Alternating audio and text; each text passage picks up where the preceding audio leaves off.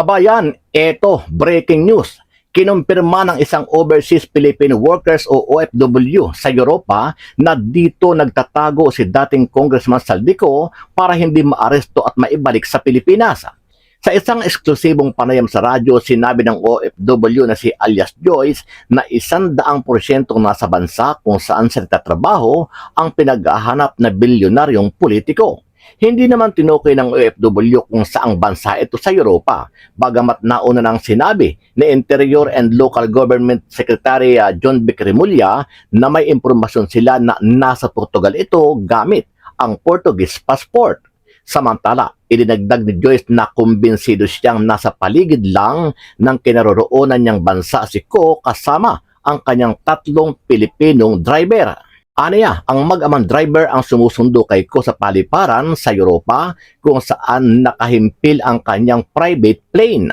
Walang dudang madadakma si Ko kung susundin aniya ng mga otoridad ang 3 driver nito, kabilang si Toto Sirabia.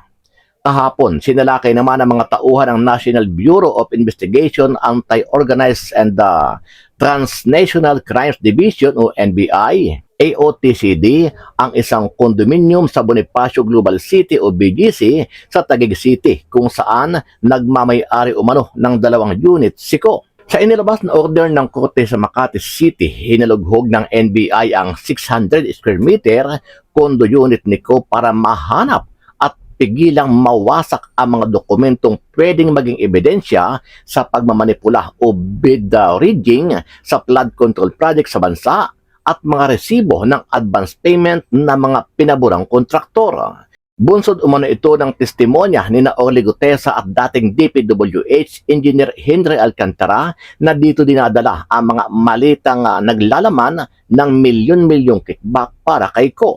Dumating din sa lugar ang 7 abogado ng bilyonaryong politiko para saksihan ang operasyon. Nung part of December, sir, ng 2024, doon ko po na aktuhan si Congressman Yap na siya mismo ang nag-deliver doon sa Valle Verde 6 ng 46 na maleta na naglalaman ng yung level kasi ng maleta may nakalagay na post 8, may nakasulat na 48 siya eh. Sabi mo galing kay Eric Yap? Yes, Your Honor. From one congressman to another. Saan nyo kinuha kay Eric Yap yung 46 na baleta? Dineliver lang niya po, kita lang po kami doon sa sa Valle Verde 6. Dinala niya lang yung